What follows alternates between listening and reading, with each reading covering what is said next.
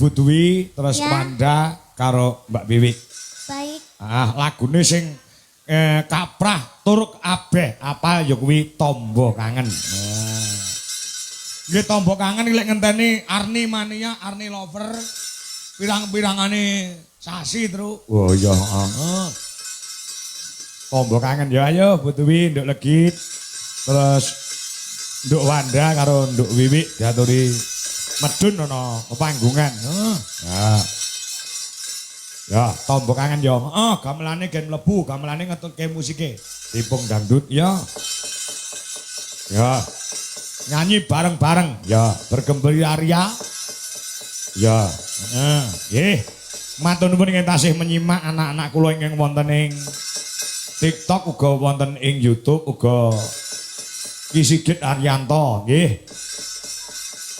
Ingin tasih monitor saking Mekah, matur sembah nuwun. Ya. Ini nyanyi bareng-bareng mending ya terus. Ya. Lagune Tombo Kangen. Tombo Kangen. Melu sisan. Oh yes melu sisan kono. Bocah kok elon. Ayo sisan. Ora betah, Pak. Oh, Bu Rini nderek pindah monggo Bu. Ya. Garap gayeng-gayengan. Monggo para kanca pun aturaken.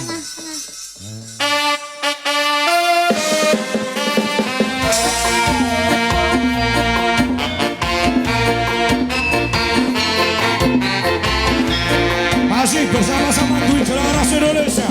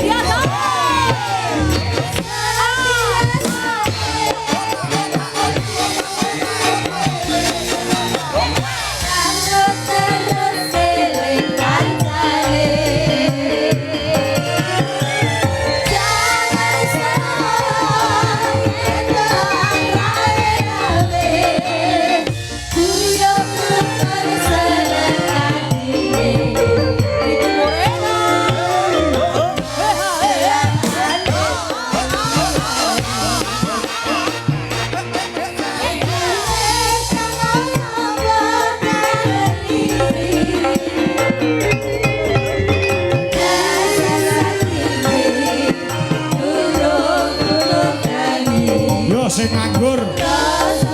Balungane Bali ditabuh, ya. Ben ketok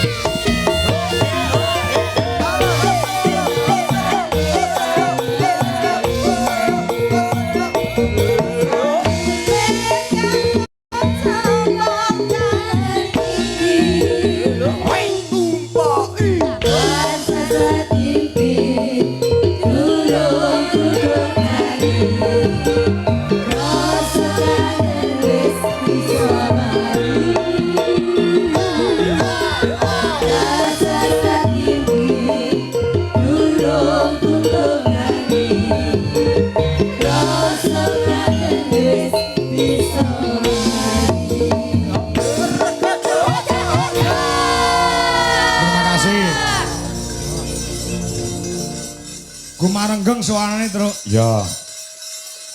Ana sing mesti ana sing pro dan kontra, ana sing seneng nganggo musik, ana sing ora. Kanggone sing ora ya nyuwun pangapura merga awake dhewe nggo musik iki merga nuruti kersaning sing kagungan dalem. Heeh. Nyatane Pak Giantos Ibu Yayu ngersane nganggo musik ya siap. Awake dhewe wayangan model siwe piye-piye wae siap ya, Truk. Ya. Klasik ya oke nyatane.